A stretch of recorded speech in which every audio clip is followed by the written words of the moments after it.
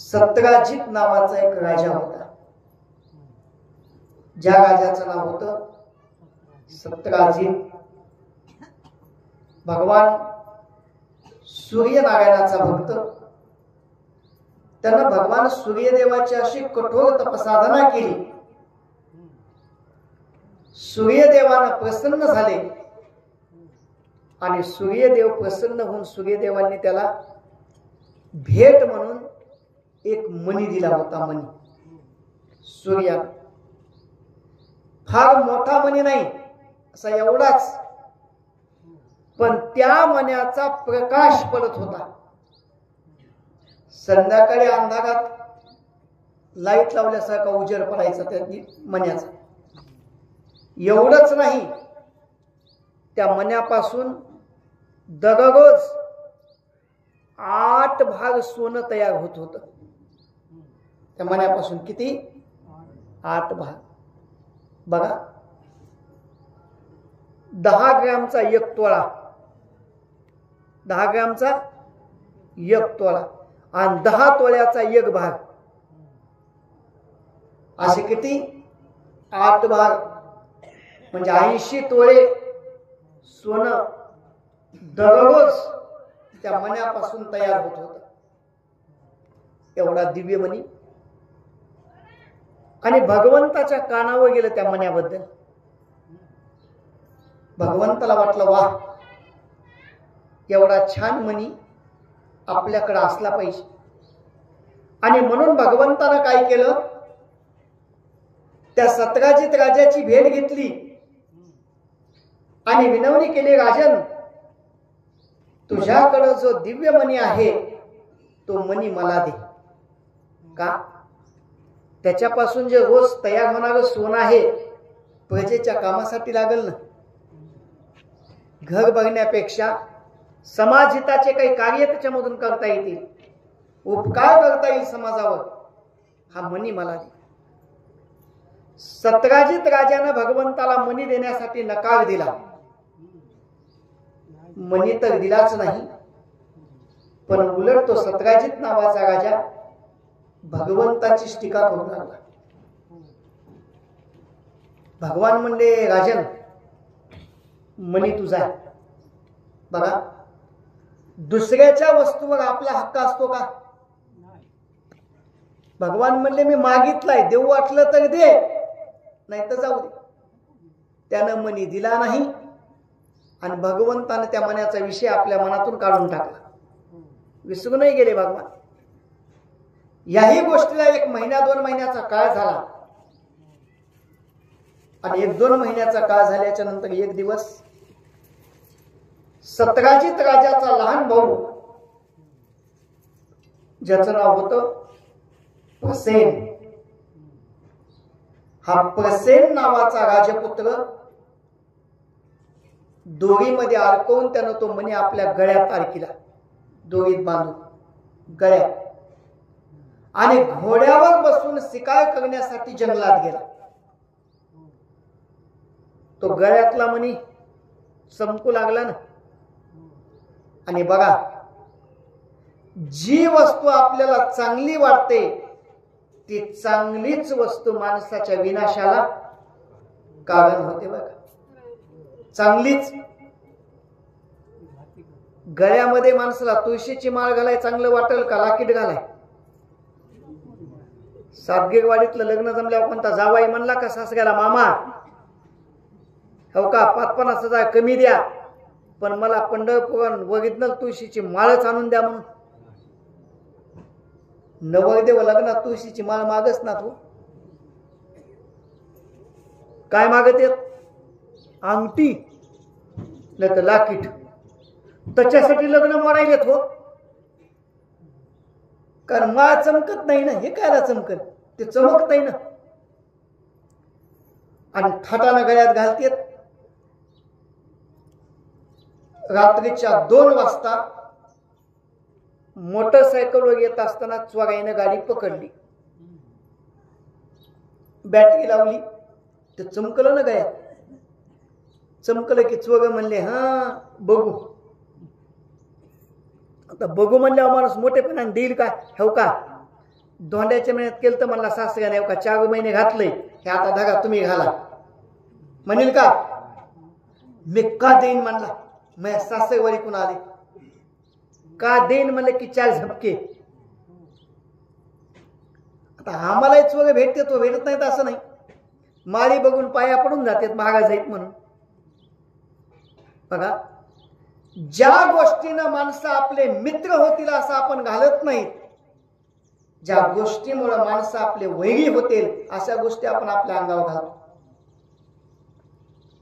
साधू संत तसं कुणाच्याही श्रीमंतीचं वर्णन करीत नाही, पण रावणाची श्रीमंती बघा. रावणासारखा श्रीमंत इथून पाठीमागे कुणी झाला नाही, इथून पुढेही कुणी होणार एवढा श्रीमंत रावण. तुम्हाला कशावरून महाराज तुका बघायचं प्रमाण. लंके माझी घरे किती ती आई का, सांगत से संख्या जैसी तैसी, कोटी घरे जेथे कासे आणि तांब्याची, शुद्ध कांचनाची 7 कोटी. बाकीचे दगडाचे विटाचे तुम्हाला सांगतच नाही. 1 कोटी घर होते लंकेमध्ये कास्याचे, 1 कोटी घर होते लंकेमध्ये तांब्याचे, आणि प्युअर सोन्याचे घर होते 7 कोटी. किती? ते बेंटेक्स सोनं नाही, नाहीतर काही काही बेंटेक्स सोने से कम नहीं, खो जाए तो गम नहीं. डुप्लिकेट नाही, ओरिजिनल 24 कॅरेट सोन्याचे घर लंकेत किती होते? 7 कोटी. आता ज्या रावणाकडे लंकेत घर 7 कोटी, तुम्हाला जर सांगितलं मोजा सोनं किती क्विंटल असेल, होईल का आपल्याला मोजमाप? एवढं सोनं रावणाकडं. पण मरताना काही किलो 2 किलो घेऊन गेला का? तुका म्हणे ज्याची संपदा एवढी, सांगा ते कवडी गेली नाही. त्याच्यासोबत कवडी गेली नाही हो. तुमच्या आमच्या बोटातली 5 ग्रॅमची अंगठी कुठं पुगल का? पुगल? पहिल्या झटक्यालाच काढून घेतात घरचे. आपल्याकडे एखादा मनुष्य मेला ना, आंघोळ घालून न्यायची पद्धत आहे. इकडे आहे का तसंच? आंघोळ घालाय स्वेगे असतात का घरचे? स्वेगे असते तरी स्वेगे म्हणतात घरचे पुढे या, घरचे का हिसकाटून घ्या. सगळं काढून घेतात हो. कोणी म्हणताय का? म्हाताऱ्यानं म्हणले सासऱ्याला भांडू भांडू लाकीट केलंय, म्हणले जळू द्या संगच. म्हाताऱ्यानं म्हणले किती जीव मिळकी नांगती केलती, म्हणले पोटाला अन्न खात ना, जळू द्या संगच. सगळे हिस काटून घेते. तो कप बघायचं प्रमाण आहे. बांधोनिया देती यमाची या हाती, भूषणे ही घेती काढोनिया. सगळं काढून घेणारे. तुमच्या आमच्या सोबत येणारा एकमेव दागिना जो कोणता असेल, केवळ आपल्या गळ्यातली पवित्र तुळशीची माळ आहे. सोबत येणारा दागिना बघा. पण आपलं दुर्भाग्य बघा, जे संघ येणार आहे त्याची आपल्याला लाज वाटते. जे इथं हिसकाटून घेणार आहे ते मात्र गळा भरून गळ्यातली पवित्र तुळशीची माळ कुणी काढून घेत आपल्या सोबत येणारा दागिना आहे.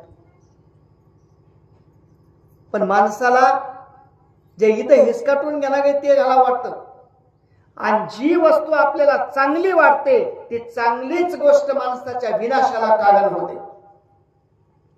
शुल्लामृताच्या 4व्या अध्यायात एक ओवी आहे बघा. थोर वस्तूचे संग्रहण, तेची विनाशासी होय कारण. ज्या कारणे जे भूषण, तेची विदूषण रूप होय. जी वस्तू आपल्याला चांगली वाटते ना, चांगलीच वस्तू आपला विनाश करते. हे गळ्यातला सुंदर मणी प्रसेन राजाच्या चमकू लागला ना, एका सिंहाचं लक्ष गेलं वा त्या चमकणाऱ्या मण्याकडे, आणि सिंहाने विचार केला ही चमकणारी वस्तू आपल्याला मिळावी.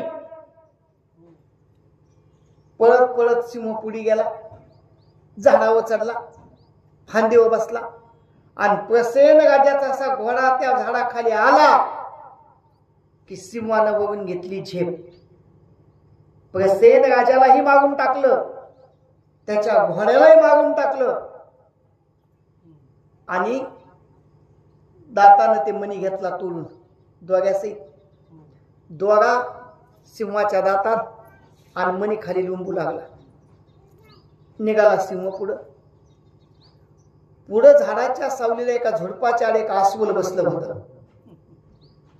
अस्वलाने विचार केला, सूर्य तर इकडं आहे म्हणला, इकून कस काय चमकायले. असं झुडपाच्या आडून मागे बघितलं, सिंह यायला दिसला, आणि सिंहाच्या तोंडात ते लोंबू लागलं, खाली काहीतरी चमकायले. हे त्या अस्वलानं बघितलं. अस्वलाने विचार केला ही चमकणारी वस्तू म्हणला आपल्याला मिळावी. सिंह पुढे आला की झुडपाच्या आडून अस्वलाने एकाएकीचा हल्ला केला, सिंहाला मारून टाकलं. मणी त्याच्या दातातला हिसकाटून घेतला, गेला अस्वल घरी. आणि अस्वलानं आपल्या गुहेमध्ये एका दगडाला तो म्हणे अडकून ठेवला. सगळ्या गुहेत प्रकाश पडला त्या मण्याचा. इकडं प्रसेन राजाचा भाऊ सत्राजित, या सत्राजित नावाच्या राजानं 2-4 दिवस आपल्या भावाची वाट पाहिली. भाऊ काही वापस आला. पाहुण्या गावल्याकडे माणसं पाठविले, कुणाकडे आलाय का. कोणी काही म्हणणं आमच्याकडे आलाय म्हणून. आणि मग सत्राजित राजाच्या लक्षात आलं, गवळ्याच्या कृष्णानं आपल्याला मणी मागितला होता, आपण दिला नाही, आणि म्हणून कृष्णानंच मण्यासाठी माझ्या भावाला मागलं आणि मणी चोरून न्याला. कारण चोऱ्या करणं कृष्णाला नवीन, लहानपणापासून तेच धंदाचंही म्हणले त्याचा. सगळ्या पाहुण्या गावल्यात सांगत सुटला, मण्यासाठी कृष्णानं माझ्या भावाचा वध केला आणि मणी चोरून न्याला. आता वास्तवात भगवंत आणि मणी यांचा काही संबंध आहे का? काहीच नाही.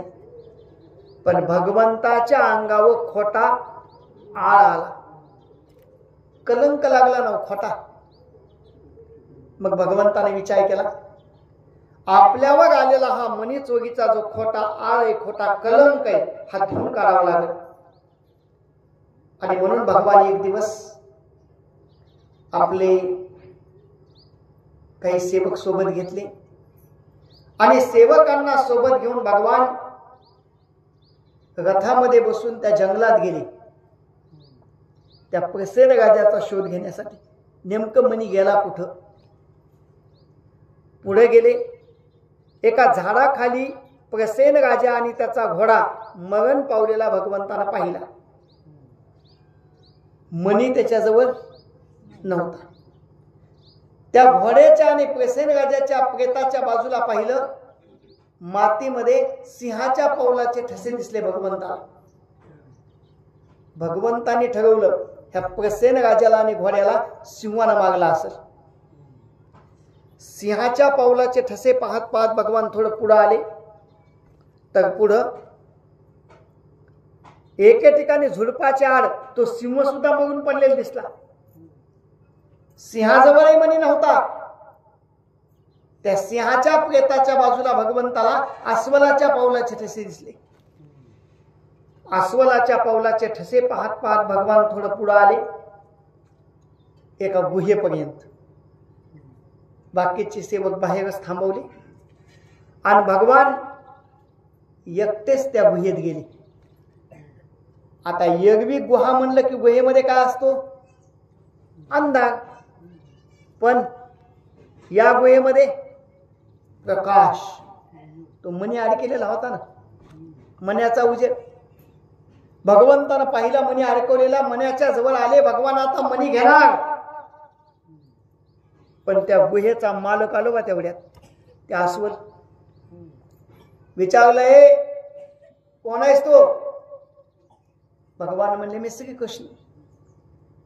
माझ्या गुहेमध्ये कस काय आला? भगवान म्हणले मणी घेण्यासाठी आलो. त्यानं सांगितलं असा कसा मणी देईल? मग माझ्यासोबत कुस्ती खेळावं लागेल, मुष्टियुद्ध खेळावं लागेल, त्या मुष्टियुद्धामध्ये माझा पराभव करावा लागेल तो मणी देईल. भगवान म्हणले तुझी इच्छा. आणि भगवान त्या मण्यासाठी मुष्टियुद्ध खेळू लागले. कुणासोबत? त्या अस्वलासोबत. त्या अस्वलाचं नाव होतं जांबवंत. आता बघा राम अवतारामध्ये ज्यांनी ज्यांनी भगवान रामाला मदत केली तसं तर अनेक आहेत. अस्वल, माकड, वानर सगळ्यांची नावं आपल्याला माहित नाहीत. 18 पद्म वानर आहेत, 72,000 माकड आहेत, 12,000 अस्वल आहेत. सगळ्यांची नावं आपल्याला माहित नाहीत. पण 5-6 असे महत्वाचे वीर आहेत ज्यांची नावं सगळ्याला माहित आहेत. नर, नीळ, सुग्रीव, अंगद, जांबवंत, हनुमंत सगळ्याला नाव माहित. मग अस्वलाला जरी लक्ष नसेल, अस्वलानं जरी समजा देवाला ओळखलं नसेल जांबवंतानं, तर भगवंताला कळायला पाहिजे का नाही? जे राम होते तेच आता कोण आहेत? कृष्ण आहे. म्हणजे देवाला तरी ओळखायला पाहिजे ना, हा माझा भक्त आहे, यानं आपल्याला मदत केलेली आहे. मग तरी सुद्धा भगवान त्याच्यासोबत मुष्टियुद्ध का करू लागले? करण्यासाठी आपल्याला पुन्हा एकदा रामायणात जावं लागेल. या सगळे आले रामायणात. रावणाचा वध केला, सीतामातेनं अग्निदिवे घेतलं, पुष्पक विमानामध्ये बसून सर्वजण अयोध्येला आले, भारताची भेट घेतली आणि भगवान रामाला राज्याभिषेक झाला. आणि मग भगवान रामांनी उभा टाकून सांगितलं, हे बघा सर्व वानर, माकडं, अस्वल ह्यांनी टायमाला उपाशी राहून झाडाचा पाला खाऊन रावणाला मारण्यासाठी, सीतामातेची सोडवण्यासाठी मला मदत केली. त्यावेळी मी वनवासी होतो, तुम्हाला काही देऊ शकलो नाही. पण आता मी अयोध्येचा राजा आहे. उद्या सकाळी सगळ्या माकडाचा, वानराचा, अस्वलाचा जाहीर सत्कार करण्यात येईल. ज्याला जे पाहिजे त्यानं बिगर लाजता मागून घ्यायचं. जे पाहिजे ते मागा. आणि सत्कार केल्याच्या नंतर मग तुम्हाला किष्किंधेला जायला परवानगी. सगळे माकडं, वानर, अस्वलांनी टाळ्या वाजविल्या, वाह याला म्हणा मित्र. कारण भगवान दुसऱ्या दिवशी स्टेजवर राम, लक्ष्मण, भरत, शत्रुघ्न, सीतामाता, कौशल्या, सुमित्रा, कैकेयी, वशिष्ठ ऋषी सगळे स्टेजवर. आणि मग भगवान राम एका एकाला स्टेजवर बोलू लागले. प्रत्येकाला विचारू लागले, सांग काय पाहिजे? कोणी म्हणलं भगवान गळ्यातलं लाकीट, त्याला लाकीट दिलं. कोणी म्हणलं अंगठी, अंगठी होती का नाही रामायणात? कारण भगवान रामानं खून म्हणून हनुमंत याला काय दिलं होतं? अंगठीत दिली होती ना, अंगठी. कोणी म्हणलं भगवान हातातलं कड सोन्याचं, त्याला कड दिलं. कोणी म्हणलं सोन्याची गदा, त्याला गदा. कोणी म्हणलं टोप, त्याला टोप. ज्याला जे पाहिजे ते दिलं. फक्त 2 जण राहिले. यांना काही दिलं? एक जांबवंत आणि दुसरे हनुमंत. सीतामातेला आला की राग. सीतामाता भगवान रामाच्या जवळ आल्या आणि म्हणल्या, देवा म्हणजे काय तुम्हाला काही कळतंय का नाही? तेव्हापासूनच पद्धत आली बरं का. आजच्या बायानं वगैरे म्हणतात ना, तुम्हाला काही कळतंय का नाही, तिथून सुरू झाले. भगवान राम म्हणले काय, लढाईच्या टाइमाला काही का ना डुकल्या खाल्ल्या तैलाय तुम्ही दिलं. बघा ना, कैक तर एवढी घटका साधीत येत, शेवटला येते आणि पहिल्या पंक्तीला जाऊन बसते. डुकल्या खानाग्याला दिलं आणि जे सकाळपासून बसून राहतात आधीपासून त्याला पंक्तीला जागाच राहत नाही, आशाला तुम्ही दिलं. आणि सगळ्यात जास्त उपकार कुणाचे? हनुमंतरायाचे उपकार सगळ्यात जास्त आहेत ना.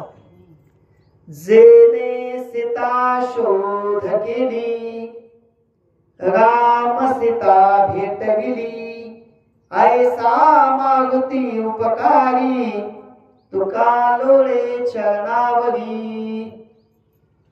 देवावर सुद्धा उपकार आहेत हनुमंतरायाचे बघा, देवावर सुद्धा.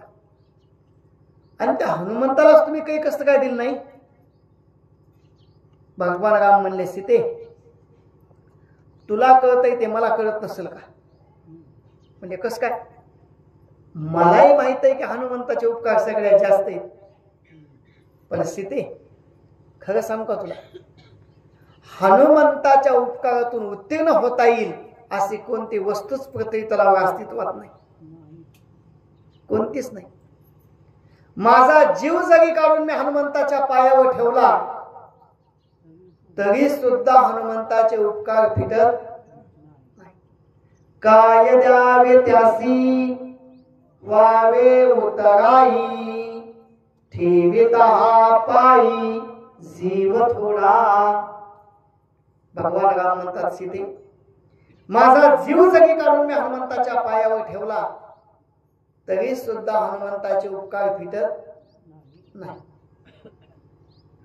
सीता माता म्हणली, मग देवा तुम्हाला देणं होत नसेल तर मी देऊ का. म्हणजे दे, तुझी इच्छा. सीता मातेने आवाज दिला, हनुमंता. लगेच तिथं बाजूला झाडावरच होते बसलेले, टणकन उडी मागली, जय श्रीराम. काय माते, सीता मातेने आपल्या गळ्यातला नवरत्नाचा हार काढला आणि सन्मान म्हणून हनुमंताच्या गळ्यात घातला. रामाला हात जोडले, सीता मातेला हात जोडले, जय श्रीराम.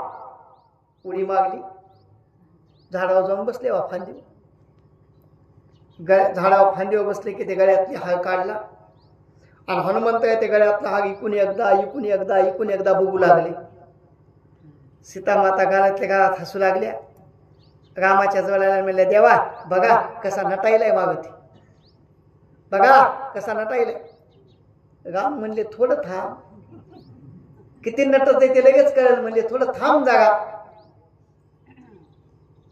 हनुमंतरायनं असं 2-4 वेळेस इकून इकून ती माळ बघितली, वरून असा एक मणी हातात धरला, इकून इकून मणी फेकून बघितला, कचकन दातानं तोडला, 2 तुकडे केले. ते मणी असं 2 तुकडे उकलून बघितले आणि खाली फेकला. पुन्हा दुसरा मणी, पुन्हा खाली. बघितलं ना सीता मातेनं, रागच आला. सीता माता म्हणली, माय माकड ते माकडच, साधा हाग होता का तो. एक मणी करोडो रुपये किमतीचा आहे. ते आपल्या सायकल एखादा मणी मिळाला, कोण बनेगा करोडपती जायची गरज नाही, आपणच करोडपती. असला मणी आहे. आणि माळीला मणी किती असतात? 108. बघा का, 108च का असतात त्याच एक कारण सांगतो लगेच ऐका. 108च मणी का असतात? आपल्याकडे सगळे नक्षत्र आहेत 27. कोणाचंही जन्म नाव काढा, 27 नक्षत्रापैकीच होणार. अश्विनी पासून रेवती पर्यंत 27 नक्षत्र.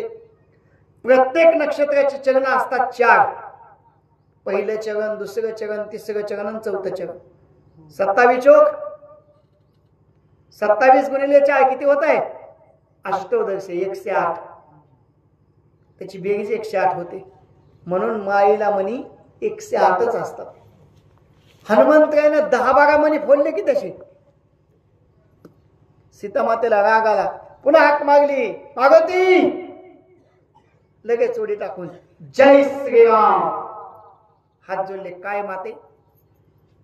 सीतामातेनं लाल डोळे करून बघितलं, म्हणली, हनुमंता, एवढा भागीचा नवरत्नाचा हात तुझ्या गळ्यात घातला, दातानं का फोडून बघा खाली फेकून द्यायलास? पाहिजे नसला तर नको म्हणायचं. हनुमंताला हात जोडले, म्हणले, माते, राग येऊ देऊ नका. त्या मन्यामध्ये माझा राम आहे का नाही मी बघायलोय. आणि ज्या खाली का फेकायलास? म्हणले, माते, ज्याच्यात राम नाही त्याचं आपल्याला काही काम. जो रामाचा आहे तोच कामाचा आहे, बरं का लक्षात घ्या. कारण आता आपल्या अयोध्येमध्ये भगवान रामप्रभूची मूर्ती प्रतिष्ठापना झाली. निधी गोळा करण्यापासून ते 22 तारखेच्या कार्यक्रमापर्यंत आमचा जवळ तर काय समजा माझ्याकडे होतच गाव, दुसरे बहुतांचे चायखेडे मी केले. स्टिकर वाटप करणं, अक्षदा वाटप करणं, अक्षदा दिंडी काढणं. 22 तारखेला मगडसगावचं कीर्तन आलं होतं, मला कीर्तन सोडून गावात राहील. कारण हा सुख सोहळा स्वैगी नाही. कारण जो रामाचा आहे तोच कामाचा आहे. काहीतरी माणसानं आपलं आयुष्य रामाच्या कामात खर्च करा. आणि म्हणून ज्याच्यात माझा राम नाही त्याचं मला काय काम आहे, म्हणजे मी खाली फेकून दे. सीतामातेला राग आला. सीतामातेनं सांगितलं, मागवती, मणी फोडून टाकायलास मध्ये राम आहे का नाही म्हणून. तुझ्या अंतःकरणात राम आहे का? अंतःकरणात राम आहे का म्हणजे हनुमंतानं असं 2 हातानं धरून अशी छातीस फाडून दाखवली. काय दिसलं अंतःकरणात? राम, लक्ष्मण, सीता. तुमचं फाडायला लावणार नाही मी, पण फाडलं तर आपल्या अंतःकरणात काय दिसेल? जोंधळा, कापूस, लेकरं बाळ, संसार, हेच ना. कारण आपलं जिवंतपणी जागा असताना तेच आहे. स्वप्नात सुद्धा भागवत सोडून जर जोंधळा तोडला, इळबळ खुडला, त्याला स्वप्नात काही भागवत आणि कीर्तन दिसेल का? माऊली महाराज जोंधळाच म्हणाली ते स्वप्नातही. कारण फक्त 3 जणांनी आपल्या अंतःकरणात देव साठवलाय. बघा लक्षात घ्या, किती जणांनी साठवलाय? 3 जणांनी. पहिले हनुमंत आहे, दुसरे सावता महाराज. धन्य त्याची माता, धन्य त्याचा पिता, साठविला दाता त्रिलोक्याचा. सावता महाराजांनी आपल्या अंतःकरणात देव साठवला. आणि तिसऱ्या संत जनाबाई महाराज, हृदयी बंदी खाला केला, आत विठ्ठल कोंडीला. आणि बघा, ज्यानं आपल्या अंतःकरणात देव साठवलाय तो जन्म मरणाच्या फेऱ्यातून मुक्त होत असतो. बघ, साठविला हरी जिही हृदय मंदिरी, त्याची सगळी येगजार, झाला सुफल व्यापार. अंतःकरणामध्ये देव साठवणं महत्वाचं. हनुमंत काय झाले? आता एकच जण उरले. कोण? जांबवंत. जांबवंत उरले. भगवान रामप्रभूंनी सगळ्यात शेवटी जांबवंताला बोलवलं. जांबवंत हे वयोवृद्ध आहेत. हात जोडले म्हणले, जांबवंतजी मागा. म्हणले, आता तुम्हीच राहिला, तुम्हाला काय पाहिजे? जांबवंतानं सांगितलं, भगवान मागत नाही असं नाही, मागतो पण माझ्या मनावर. म्हणजे मागा, काय पाहिजे, काय इच्छा आहे तुमची? जांबवंतानं सांगितलं, भगवान माझी एकच इच्छा आहे, तुमच्यासोबत एकदा मला कुस्ती खेळायची. काय मागितलं जांबवंतानं? तुमच्या संग एकदा मुष्टियुद्ध खेळायचेच. भगवान राम म्हणले, जांबवंत तुमची इच्छा मी आता पूर्ण करू शकत नाही. का? कारण रामाचा जो अवतार आहे ना, हे चाकोरी मधला अवतार आहे. भगवान रामाचं जीवन म्हणजे कसं आहे? चाकोरीच्या बाहेर जाता येत नाही. मर्यादा पुरुषोत्तम म्हणतात भगवान रामाला. मर्यादा पुरुषोत्तमाचं जीवन आहे. आता जर मी तुमच्यासोबत युद्ध केलं, लोक निंदा करतील. लोक म्हणतील बघा, जोपर्यंत रामाची सीता रावणाच्या ताब्यात होती, वनवासात होते, तव कसं सगळ्या वाहनेला अस्वल माकडं हिला गोड गोड राहिले. आता राज्य मिळालं, बायको मिळाली, ह्याच्यात देण्या घेण्यावर भांडणं चालू झाली. लोक निंदा करतील. जांबवंत म्हणले देवा, तुम्हाला लोकांची काळजी आहे, भक्ताची इच्छा. भगवान म्हणले जांबवंत, तुमची इच्छा मी अवश्य पूर्ण करेल. म्हणले पुढच्या कृष्ण अवतारात. आणि तीच जांबवंताची इच्छा भगवान आता काय करू लागले, पूर्ण करू लागले. 18 दिवस युद्ध चाललं. 18 दिवस भगवंताच्या मारानं जांबवंत घाया झालं, रक्तबंबाळ झालं. आणि मग 18व्या दिवशी त्याच्या मनात विचार आला, भगवान रामानं मला वचन दिले, पुढच्या कृष्ण अवतारात तुझी इच्छा पूर्ण करी. हे कृष्ण हेच माझे राम आहेत. हात जोडले मला देवा बस करा म्हणला, आता ओळखील तुम्हाला. युद्ध थांबलं. भगवान म्हणले तो मणी दे. जांबवंतानं सांगितलं भगवान मणी देतो, पण एक अट आहे. म्हणजे कोणती? जांबवंतानं भगवंताला मणी तर दिलाच दिला. जांबवंताची एकुलती एक कन्या, ज्या मुलीचं नाव होतं जांबवंती, ती सुद्धा भगवान कृष्णाला अर्पण केली. जांबवंती ही भगवंताची कितव्या नंबरची पत्नी बनली? दुसऱ्या. भगवान तो मणी घेऊन आले. मणी कुणाचा होता? सतराजित नावाच्या राजाचा. त्या राजाकडे गेले मणी घेऊन. त्याच्या पुढे मणी नेऊन ठेवला आणि म्हणले घे तुझा मणी. तुझ्या भावाला एका सिंहानं मागलं होतं. त्या सिंहाकडून मणी एका अस्वलाने घेतला होता. त्या अस्वलासोबत भांडण करून मणी आणलाय म्हणले तुझा. आणि तू लोकाला फुकट सांगत फिरलास म्हणले कृष्णालाच माझ्या भावाला मागले मणी न्याला, घे तुझा मणी.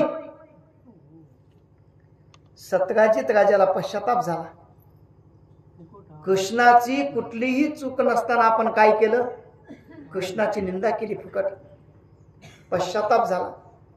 आणि सतराजित राजानं तो मणी तर भगवंताला दिलाच दिला, पण मण्यासोबतच सतराजित राजाची एकुलती एक कन्या, ज्या मुलीचं नाव होतं सत्यभामा, ती सुद्धा भगवंताला अर्पण केली. सत्यभामा भगवंताची कितव्या नंबरची पत्नी बनली? तिसऱ्या. डुकल्या खाऊ नका, लक्षात घ्या. तिसऱ्या. बघा, जी सत्यभामा भगवंताला दिली, त्या सत्यभामेचं लग्न अगोदर दुसऱ्या सोबतच जमलेलं होतं. आपल्या भाषेमध्ये साखरपुड्याचा कार्यक्रम दुसऱ्या सोबत झालता. टिळा झालता, कुंकू लावलं होतं, फक्त तारीख काढायची बाकी होती. आता कुणासोबत जमलं होतं त्याचंही नाव सांगतो तुम्हाला, ऐका. सत्यभामेचं लग्न जमलं होतं, त्याचं नाव होतं शतधन्वा. या शतधन्व्यासोबत सत्यभामेचं लग्न जमलं होतं. कुंकाचा कार्यक्रम त्याच्यासोबत, सुपारी फोडली होती. आणि आता दिली कुणाला? कृष्णाला. बघा, जगात लावून देणारे कमी नाही. लावून देणारे, त्या शतधन्व्याला 2 जण जाऊन भेटले हो लावून द्याला. कोण कोण दोघं? त्याची नावं सांगतो, ऐका. एक होता अक्रूर आणि दुसरा होता कृतवर्मा. हे 2 जण जाऊन भेटले शतधन्व्याला आणि त्याला म्हणले, शतधन्व्या म्हणला काय? आणि सत्यभामेचं लग्न तुझ्यासोबत जमलं होतं ना? म्हणला हो. सुपारी फुटली होती? म्हणला हो. फक्त तारीख काढायचंच बाकी होतं? म्हणला हो. कृष्णाला दिली ना मग आता? देव जावं म्हणला जची त्याची चहा पण काय करणार. हे दोघं जण लावून देणार गे म्हणले काय मूर्ख आहेस का काय म्हणले तू. लग्न जमलं तुझ्या संग, सुपागी तुझ्या संग, दिली दुसऱ्याला, तुझा अपमान आहे ना. मग काय येडायस म्हणले. तुझ्या जागी आमच्यासारखं पाहिजे होतं, बदलाच घेतला असता. काय म्हणले. तुझ्या जागेवर आमच्यासारखं पाहिजे होतं म्हणले, बदलाच घेतला असता. ते फुगलं ना. मग ते म्हणला नाही, तुमच्यासारखं असल्यावर जर बदला घेतला असता मी कमी आहे का. दिलं लावून. तर नाही, 4-8 दिवसाला गेलं रात्रीच तलवार घेऊन. आणि सतराजित राजे झोपीत असताना, झोपीतच त्या सतराजित राजाचं मुंडकं उडीलं. झोपीतच. सकाळी सकाळी द्वारकेत बातमी आली, भगवंताचे सासरे सत्यभामेचे वडील राजा सतराजित यांचा खून झालेला आहे. पण बघा, जेव्हा सतराजित राजाच्या मरणाची बातमी द्वारकेत आलती, तेव्हा भगवान परमात्मा द्वारकेत उपस्थित नव्हते. कुठं होते मग भगवान. ज्ञानोबा सांगतात हरिपाठाच्या पहिल्या अभंगात, व्यास महर्षीची खून देऊन, ज्ञानदेव म्हणे व्यासाची खुणा, द्वारकेचा राणा कुठं, पांडवा घरी. भगवान हस्तिनापूरला होते. किंवा ज्ञानोबा ज्ञानेश्वरीमध्ये सुद्धा ओवी लिहितात ना. पावली म्हणतात, देवकी उतरी वाहिला, यशोदे सायासे पाहिला, सेखी उपयोगासी गेला पांडवांच्या. ज्या भगवंताला देवकी मातेनं 9 महिने आपल्या गर्भात वाढवलं, यशोदा मातेनं लहानपणी त्या लेकराला सायासानं लहानाचं मोठं केलं, आणि ते लेकरू शेवटच्या टायमाला उपयोगाला गेलं कुणाच्या, पांडवाच्या. देवाला निरोप देण्यात आला हस्तिनापूरला, या तुमचे सासरे मगन पावले. भगवान आले, कारण सतराजित राजाला मुलगा नव्हता, एकुलती एक मुलगी होती, तेवढी सत्यभामा. जावाई या नात्यानं स्वतःनं भगवंतानंच अग्नी लावला. सासऱ्याचा अग्नी पेटला चितेचा, की भगवंतानं सासऱ्याच्या चितेवर शपथ घेतली, सासऱ्याच्या चितेवरचा अग्नी शांत व्हायच्या अगोदर ज्यानं माझ्या सासऱ्याला मारले त्याची चिता रचेल. भगवंताची शपथ आहे. भगवंताची शपथ एका शतधन्व्याच्या कानावर गेली, घाबरलं की, आणि जैन लावून दिल ते ना त्याच्याकडे गेलं. काय म्हणून, त्याला म्हणू लागलं, हे का तुम्हीच म्हणला बदला घे बदला घे बदला घे, मी बदला घेतला, आता भगवंतानं शपथ घेतली मला मागायची, मला वाचवा. लावून देणारे वाचवा येतील का. लावून देणारे वाचवा येतात. लावून देणारे म्हणले, हे बघ आम्ही उग म्हणला होता म्हणजे तू काही बी करशील, तू येतो बघून घे म्हणले. आम्ही कशाला वैग व्हावं म्हणले देवाला. शेवटी कोणी वाचवाना घोड्यावर बसून परत निघाला. भगवंताला कळालं, बलराम दादासहित रथात बसून त्याचा पाठलाग केला, आणि दुपारी 2-2:30 तर सुदर्शन चक्र सोडलं, त्याचं मुंडकच उडविलं. एक दिवस भगवान आणि अर्जुन वनामध्ये आले. उन्हाळा दिवस, दुपार, तहान लागली. भगवंतानं सांगितलं, अर्जुन यमुना नदी पाणी घेऊन ये. अर्जुन गेले पाणी आणायला. पाणी पिलं अर्जुनानं, हात पाय धुतले, भगवंतासाठी कमंडलूमध्ये पाणी भरून घेतलं, निघाले. अर्जुनाचं लक्ष गेलं ते यमुना नदीच्या थोड्या काठावर, वळी थोडं घनदाट जंगल, कडक ऊन, वैशाख महिन्यातलं. आत्ताच एवढं आहे, वैशाखात बघा कडक ऊन. आणि त्या कडक उन्हामध्ये एक सुंदर आणि रूपवान स्त्री डोळे झाकून तप करते, हे अर्जुनानं पाहिलं. अर्जुनाला नवल वाटलं, घनदाट जंगल, एवढं कडक ऊन आहे, आणि बाई कोण असेल म्हणले एवढी तप करायला. तिच्या जवळ गेली, विचारलंय, बाई तू कोण आहेस, कुणाचीस. आणि एवढे कठोर तप कशासाठी करतीस? त्या मुलीनं डोळे उघडून पाहिलं अर्जुनाकडे, म्हणले अर्जुन मी सूर्यदेवाची मुलगी आहे, माझं नाव आहे कालिंदी. म्हणजे बघ मग एवढी कठोर तपसाधना कशासाठी? तिने सांगितलं अर्जुन भगवान श्रीकृष्ण माझे पती व्हावेत म्हणून मी तपसाधना करते. अर्जुन म्हणले तुला कृष्णासोबतच लग्न करायचंय ना? म्हणले हो, चल लगेच. तिला घेऊनच आले. भगवान गातात वाट बघू लागले अर्जुन यायची. अर्जुन आले, भगवंताच्या हातात कमंडल दिलं, भगवंतानं पाणी पिलं. त्या मुलीकडे पाहिलं आणि भगवंताने विचारलं अर्जुन ही मुलगी कोण आहे? अर्जुनानं सांगितलं भगवान ही सूर्यदेवाची मुलगी आहे, या मुलीचं नाव आहे म्हणले कालिंदी. भगवान म्हणले ठीक आहे, इथं कशाला घेऊन आलास? अर्जुनानं सांगितलं भगवान ह्या मुलीला तुमच्यासोबत लग्न करण्याची इच्छा आहे. भगवंतानं अर्जुनाकडे पाहिलं म्हणले मग कसं करू? कुणाला विचारलं? अर्जुना. अर्जुन म्हणले कसं करू काय देवा? करा स्वीकार. अर्जुनानं स्वीकार करा म्हणलं की भगवंतानं मागचा पुढचा कुठलाच विचार न करता त्या कालिंदीच्या गळ्यामध्ये वरमाला घातली आणि कालिंदी सोबत गंधर्व पद्धतीने लग्न केलं. काय कळालं तुम्हाला ह्याच्यातून? बघा, कालिंदी जीव आहे, भगवान देव आहे.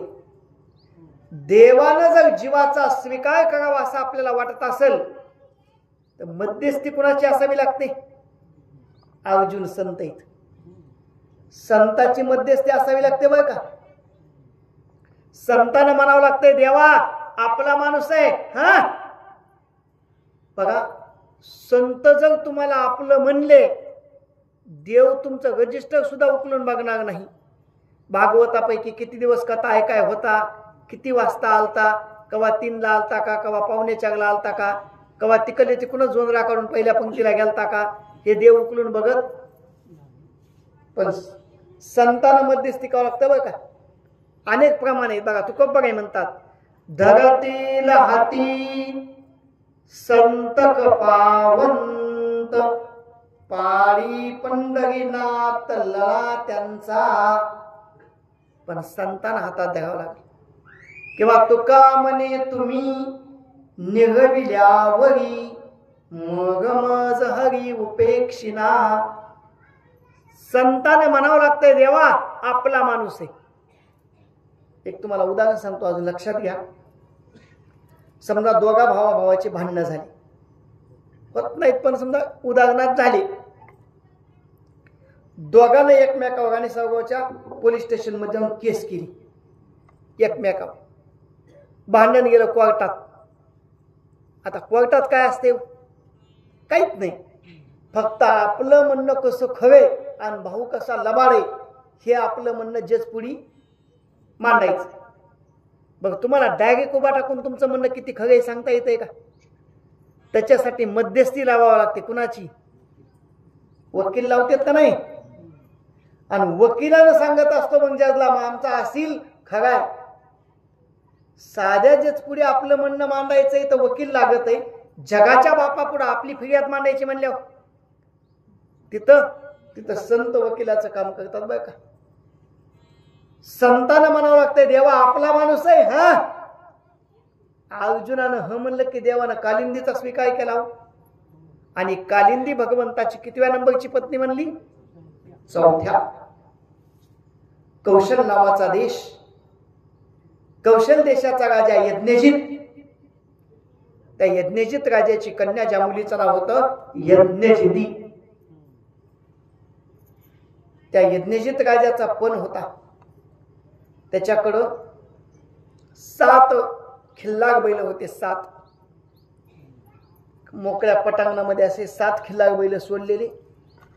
आणि राजाचा पण जो कोणी वीरपुरुष ह्या 7 खिल्लार बैलाचा पराभव करीन त्याच्या गळ्यात माझी मुलगी वरमाला घाली. असा 7 खिल्लार बैल म्हणल्यावर कोण जाईल? 1-2 गेले पण पहिल्याच बैलाच्या पहिल्याच धडकीत पळून आली. ताकदच होईना कोणाची. यज्ञजित राजाने उभा टाकून सांगितलं, असा एकही बलवान योद्धा नाही का जो या 7 खिल्लार बैलाचा पराभव करीन? कोणी उठत नाही. हे पाहून भगवान उठले. भगवंतांना अशी कंबर बांधली आणि त्या पटांगणात उडी घेतली. हे 7 खिल्लार बैल कान टवकावून देवाकडे आले. भगवंतानं स्वतःचे 7 रूप घेतले आणि एकासोबत एक अशा पद्धतीने 7 खिल्लार बैलाचा पराभव केला. आणि आनंदात त्या यज्ञजितीने भगवंताच्या गळ्यात वरमाला घालून भगवंतासोबत विवाह लावला. यज्ञजिती भगवंताची कितव्या नंबरची पत्नी म्हणली? 5व्या. भगवंताची एक आत्या. आत्याला 2 मुलांनी 1 मुलगी होती. मुलाची नाव होती, एकाचं विंद, दुसऱ्याचं अनुविंद. आणि आत्याच्या मुलीचं नाव होतं मित्रविंदा. ह्या मुलीची इच्छा होती आपला विवाह आपल्या मामाचा मुलगा कृष्णासोबत व्हावा. भाऊ सुद्धा भगवंताचे भक्त. या भावांनी आपण होऊन आपली बहीण भगवान कृष्णाला त्या ठिकाणी अर्पण केली. मित्रविंदा भगवंताची कितव्या नंबरची पत्नी म्हणली? 6व्या. त्यानंतर भगवंताची दुसरी एक आत्या, ज्या आत्याच्या मुलीचं नाव होतं भद्रा. याही मुलीची इच्छा होती आपला विवाह आपल्या मामाच्या मुलासोबत व्हावा. पण तिचे भाऊ होते दुर्योधनाच्या पार्टीचे. आत्याचेच मुलं, पण कुणाच्या पार्टीचे? आता शिशुपाल कैलेला अंबलला होता का? भगवंताच्या सख्या आत्याचा मुलगा होता बघा का शिशुपाल सुद्धा. शांती, कुंती, राजादी देवी ह्या सगळ्या भगवंताच्या आत्याच आहेत. सख्या आत्याचा मुलगा. पण त्या भद्राची इच्छा होती लग्न मामाच्या मुलगा कृष्णासोबत व्हावं म्हणून. तिची इच्छा पाहिली. भगवंताने त्या भद्राला सुद्धा पळून आणलं आणि द्वारकेत आणून लग्न केलं. ही भद्रा भगवंताची कितव्या नंबरची पत्नी म्हणली? 7व्या. त्यानंतर मद्र नावाचा देश. मद्र देशाची राजकन्या, ज्या मुलीचं नाव होतं लक्ष्मणा. मुलीची इच्छा लग्न द्वारकाधीश कृष्णासोबत करावं, पण घरच्याचा विरोध. घरच्यांनी तिचंही लग्न दुसऱ्यासोबत जमवलं. त्या लक्ष्मणाने आपल्या मैत्रिणींना बोलल्याने सांगितलं, बाई माझी इच्छा होती म्हणजे कृष्णासोबत लग्न करावं, पण घरच्यांनी दुसऱ्यासोबतच जमिलं. मग जगायचंच नाही म्हणली, मला आता आत्महत्याच करायची. मैत्रीण म्हणली, बाई आत्महत्या करू नकोस का? रुक्मिणी मातेच्या बाबतीत असंच घडलं होतं ना. मग रुक्मिणी मातेनं पत्र लिहिलं तर लिह पत्र. तिनंही पत्र पाठवलं. भगवंतानं लग्नाच्या अगोदर 1 तासाने गेले मद्र देशाला आणि त्या लक्ष्मणाला सुद्धा पळवून द्वारकेत आणलं आणि द्वारकेत आणून थाटात तिच्यासोबत विवाह सोहळा केला. लक्ष्मणा भगवंताची कितव्या नंबरची पत्नी बनली? 8व्या. चला आता पुढचं पाठन मागचं सपाट होणे आपल्या किती जणात आहेत बघूता. पहिली कोण? काल कोणासोबत लग्न लावलं आपण? आवाज. रुक्मिणी. काल कोणासोबत लग्न लावलं होतं? काही काल आताचाही पत्ता नाही, म्हणून लवकर यावं लागतंय तेव्हा त्या कथेचा मेळ लागत आहे. पहिली रुक्मिणी, दुसरी जांबुवंती, तिसरी सत्यभामा, चौथी कालिंदी, 5वी यज्ञजिती, 6वी मित्रविंदा, 7वी भद्रा आणि 8वी लक्ष्मणा. 8 झाल्या बघ आताशी. अजून किती बाकी आहेत? 16,100 बाकी आहेत अजून. आपल्या 8चे तरी नाव ध्यानात ठेवा का सांगू? 16,100चे नाव 8 ध्यानात येणं म्हणले 16,100 कुठं म्हणा. मग हे 16,100ची काय भानगड आहे त्याची कथा आपल्याला पाहिजे. गोपाला गोपाला देवकी नंदन गोपाला. पूर्वीच्या काळी भौमासुर नावाचा एक दैत्य होता. ज्या दैत्याचं नाव होतं भौमासुर, किंवा त्यालाच दुसरे एक नाव आहे बघा, नरकासुर. त्याची राजधानी, त्या गावाचं नाव होतं प्रागज्योतिषपूर. त्यानं 16,100 स्त्रिया, अनेक ऋषी मुनी जपी तपी संन्यासी त्याच्या जेलमध्ये कैद बनवलेले होते. भगवंताच्या कानावर गेलं. भगवान निघाले त्याच्यासोबत युद्ध करण्यासाठी. सत्यभामेने हट्ट घेतला, भगवान मी सोबत येणार. कारण सत्यभामा सांगितलं ना, सत्यराजित राजाला मुलगा नव्हता, एकच मुलगी होती तेवढी सत्यभामाच. आणि सत्यभामेला बालपणापासून तलवार चालवणं, धनुष्य बांधणीनं सगळं माहिती होतं. मग भगवान म्हणले मनाईली नाही येते आणि आपल्याला लागलच म्हणले कोणत्या जुडीदार सोबत, चल. सत्यभामेला घेऊन गेले. त्या भौमासुराचा एक द्वारपाल होता, त्याचं नाव होतं मूळ. हा दैत्य बघ का 5 तोंडाचा. भगवंतानं त्या मूळ नावाच्या दैत्याचा पराभव केला, त्याचा वध केला. आणि म्हणून भगवंताला नाव पडलं मुरारी. आपण जे म्हणतो ना रोज श्रीकृष्ण गोविंद हरे, हे मुरारी का म्हणतात? मूळ दैत्याचा वध केलाय भगवंतानं म्हणून मुरारी. बघा, उत्तरकांड जर तुम्ही भावार्थ रामायणातलं ऐकलं ना, तर रावणासाठी अनेक वेळा शब्द आहेत. रामासाठी रावणारी. रामाला शब्द कोणता आहे? रावणारी, म्हणजे रावणाचा शत्रू. किंवा भगवान कृष्णासाठी शब्द आहे कंसारी, कंसाचा शत्रू. तसं भगवंतानं मूळ दैत्याला मारले म्हणून भगवंताला नाव पडलं मुरारी. आणि पहाट भगवंतानं या भौमासुर म्हणजे नरकासुर नावाच्या दैत्याचा सुद्धा वध केला. त्याला मारून भगवान सकाळीच पहाट द्वारकेत आले. रात्रभर युद्ध केल्यामुळे भगवंताच्या अंगावर असे रक्ताचे डाग लागले होते, रात्रभर युद्धामुळे. मग आंघोळ केलं तरी भगवंताच्या अंगावरचे डाग जाईनात. मग भगवंताच्या बहिणी सुभद्रा आणि द्रौपदी यांनी उठणं लावून घासून भगवंताच्या अंगावरचे डाग काढले. कशी आंघोळ घातली भगवंताला? उठणं लावून घासून. कशामुळं? रक्ताचे डाग पडल्यामुळं. आणि तेव्हापासूनच आपल्याकडे पद्धत आली बघा. आता आपण काही कुठे युद्धाला जाईना, काय याचे डाग पडणार आपल्या अंगावर, पण तरी त्या दिवशी पहाटच घासू घासू आंघोळ घालते. कोणत्या दिवशी? नरकासुराचा वध करून भगवान आले म्हणून त्या दिवसाला नाव पडलं नरक चतुर्दशी. आपल्या सोप्या भाषेत म्हणते दिवाळीतलं पहिलं पाणी. बघा, भगवंतानं नरकासुराचा वध केला. ऋषी मुनी साधक तपस्वी संत मुक्त झाले, भगवंताच्या प्राप्तीसाठी भक्तीसाठी निघून गेले. या 16,100 स्त्रिया सुद्धा मुक्त झाल्या. भगवान म्हणले बाया हो, तुम्ही मुक्त येतात, घरी जाऊ शकता. या 16,100 स्त्रिया रडू लागल्या. का? भगवान आम्हाला आता कोण घरात घेईल? कोणी 2 वर्षापासून, कोणी 5 वर्षापासून, कोणी 10 वर्षापासून या दैत्याच्या आम्ही जेलत येत कैद मध्ये. घरचे लोक आता घरात घेतील का? मग भगवान आमचा सांभाळ कोण करील? भगवान म्हणले काळजी करू नका, ज्याला कुणी नाही त्याला मी आहे. काय म्हणले भगवान?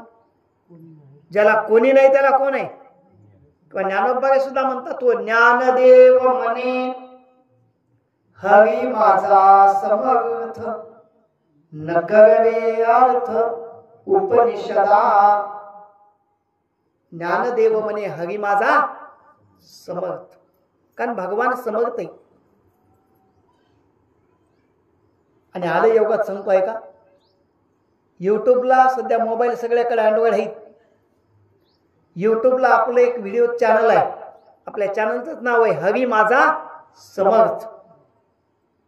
हरी माझा समर्थ नाव इंग्लिशमध्ये टाका, मराठीत टाका, बोलून टाका. युट्यूबला अनेक कथे आहेत, कथाचे व्हिडिओ आहेत, कीर्तनाचे व्हिडिओ आहेत. सुपेकर महाराजांचे सुद्धा जवळपास कीर्तन युट्यूबला मीच टाकले. कारण महाराजाचं कीर्तन आमच्याकडे असलं की युट्यूबला असतंच ते. हरी माझा समर्थ. मोबाईल बघायचा पण काही ते चांगलं बघा, नाहीतर अभंग बघा. कुठलंही या ठिकाणी बघा, मोबाईलचा वापर फक्त करण्यावर आहे. कोणत्याही गोष्ट चांगली तेवढीच, वाईट तेवढीच. आता मोटरसायकल गाड्या चांगल्या तेवढंच, माणूस टायमाच्या टायमाला जाते, टायमाच्या टायमाला येते. चांगली चालवली तर चांगली, आणि कशी दामटू लागल्या अपघात. मोबाईल चांगलाही तेवढाच, वाईटही तेवढाच, पण बघायचंय ना चांगलं बघा. ह्या सगळ्या बायाला भगवान म्हणले काळजी करू नका, ज्याला कुणी नाही त्याला मी आहे. सगळं जग टाकून देईल बघा, पण देव टाकून देत. तुम्ही देवाला टाकून चालव शताईनं, पण देव टाकून देत. सगळ्याचा सांभाळ करणारा समर्थ आहे भगवान. भगवान म्हणले काळजी करू नका. ह्या 16,100 स्त्रियाला भगवान घेऊन द्वारकेत आले. प्रत्येकाला एक एक बंगला बांधून दिला, आणि या 16,100 स्त्रियाचा सांभाळ कोण करू लागलं? भगवंत. आणि भगवान सांभाळ करू लागल्यामुळं या बाया भगवंताला आपला स्वामी मानू लागल्या. स्वामी म्हणजे पालन पोषण करणारा. आता तुम्हाला स्वामी शब्दाचा अर्थ कळत नाही. आपल्याकडल्या गावगान भाषेतला शब्द सांगतो, मालक. मालक कोणाला म्हणतात? पालन पोषण करणारा. पण मालक शब्दाचा एक अर्थ होतो पती. आता आपल्याकडल्या बाईला विचारा, मालक कुठे गेले, कोणाला म्हणताल तुम्ही? आपल्या मालकाचं नाव सांगता ना नवगेच. मालक म्हणजे पालन पोषण करणारा. पण मालक शब्दाचा एक अर्थ पती होत असल्यामुळं देवाच्या मागे एवढा आकडा लागला. आणि म्हणून आपण सहज म्हणतो कृष्णाला बायका किती? 16,100. पण वास्तवात भगवान कृष्णाला बायका फक्त 8च आहेत. रुक्मिणी, जांबवंती, सत्यभामा, कालिंदी, यज्ञजिती, मित्रविंदा, भद्रा आणि लक्ष्मण. 8 लग्न भगवान कृष्ण परमात्म्याचे झालेले आहेत.